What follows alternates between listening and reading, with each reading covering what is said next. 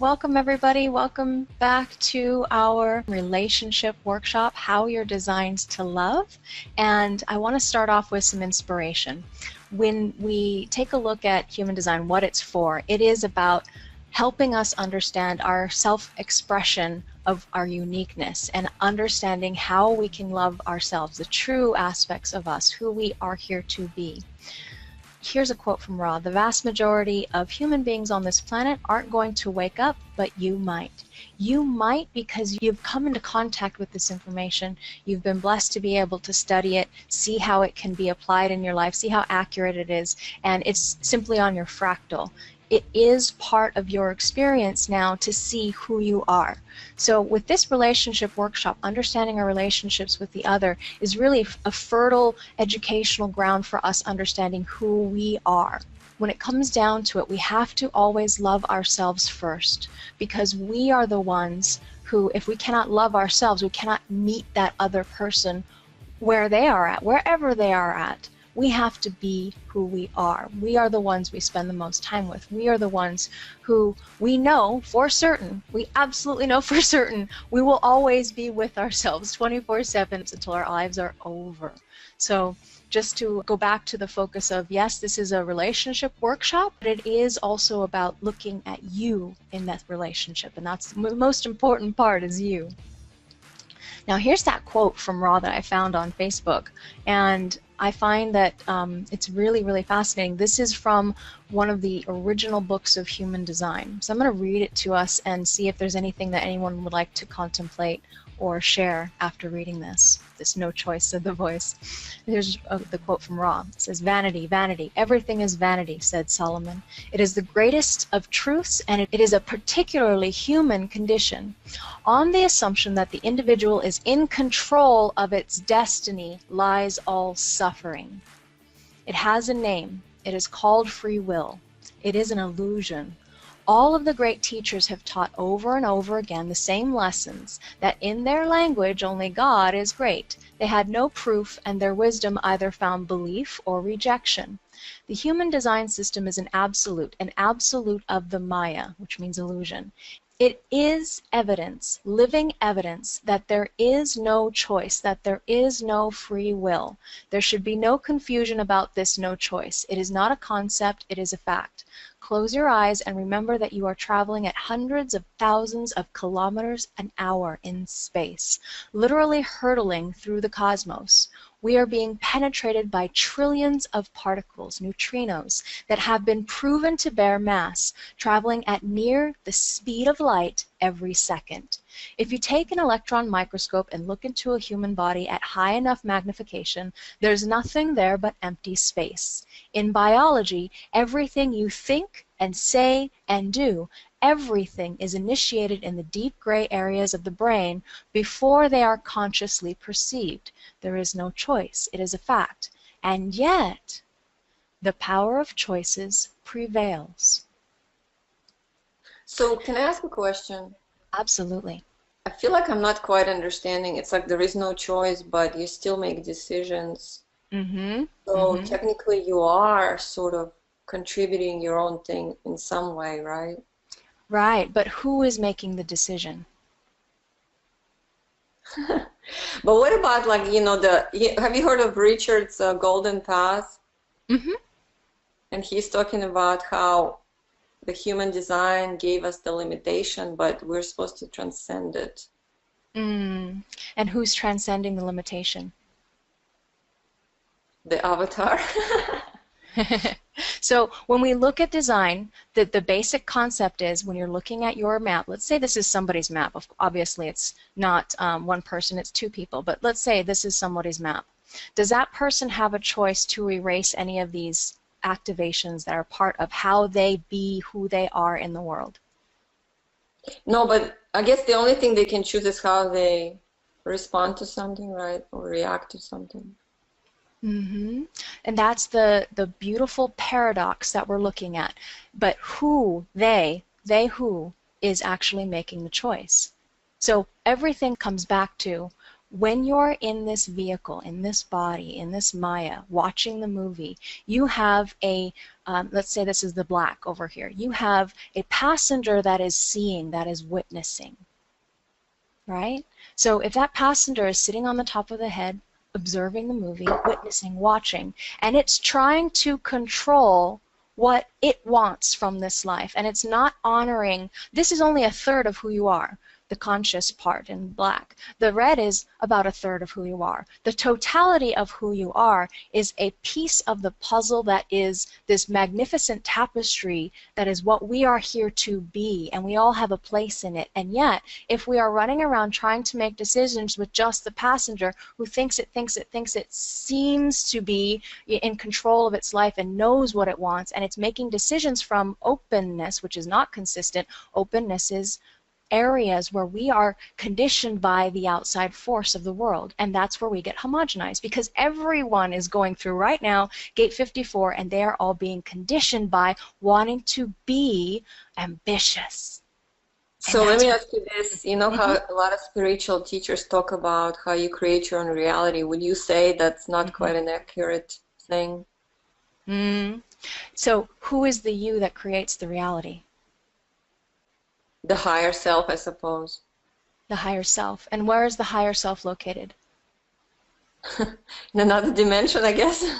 Higher self in the human design body graph is here in the G center, and it is run by the magnetic monopole, which holds us together in our illusion of separateness, holds the ajna crystal, the body, the design crystal, together with that, the personality crystal. The two of them are being pulled together. The magnetic monopole pulls us along in our trajectory in life, and that is the driver.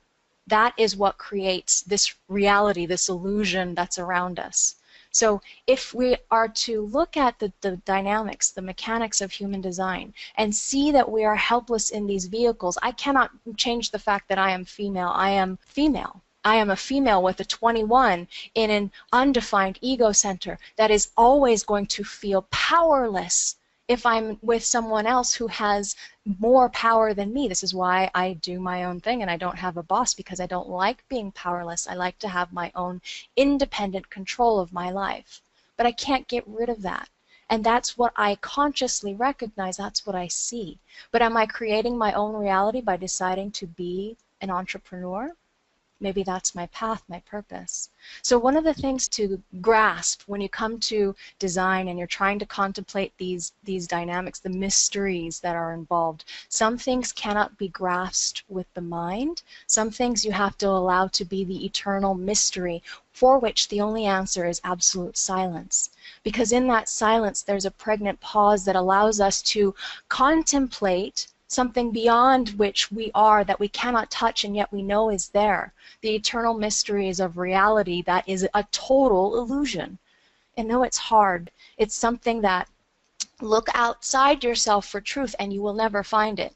Take a deep breath and settle into who you are as a being, which for you I know is someone who is here to transmit unconsciously most of the time your splenic awareness and your willpower, and be able to guide others to success in that way. You cannot change that.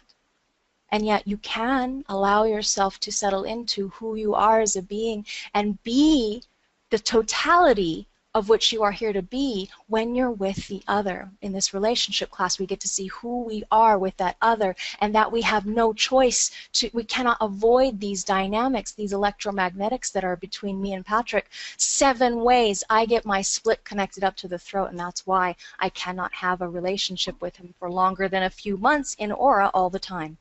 I have no choice. Does that help? Yes, thank you. You're welcome. And it's a beautiful question. I'm so glad you asked, because it is a common confusion when you're studying a lot of different teachers, that they come to you and they give you their truth, and yet it is their truth because they're speaking from their own design and their own experience and their own reality. We get to experience our reality of what we are experiencing, and if we take other people's truth for truth, we cannot find our own. So just going back to what he says here to continue, this universe we live in, it is a duality and we are its microcosm. The absolute and the Maya are the yin and the yang of our field of experience. The absolute is experienced in our unique separateness. This separateness is how our brain is designed to perceive its place in the world order. In the aloneness of the separateness is at first only the I am, the awareness of being alive, followed by the emergence of self-consciousness. I am here now. I am alive in this time and space. There is no choice here. This is pure being. To be separate and alone is one thing. To be separate from others is another. The moment the individual leaves the separate aloneness and steps into the collective, they leave the absolute and enter the Maya, the illusion. To make contact, to communicate across that separateness requires explanation. The collective intelligence begins with because of. The absolute knows there is no because, there just is, but that is not satisfactory to the collective. The collective demands reasons, and the reasons can never be the truth, only one of a myriad aspects of the truth. The because leads to the collective experience of this and that.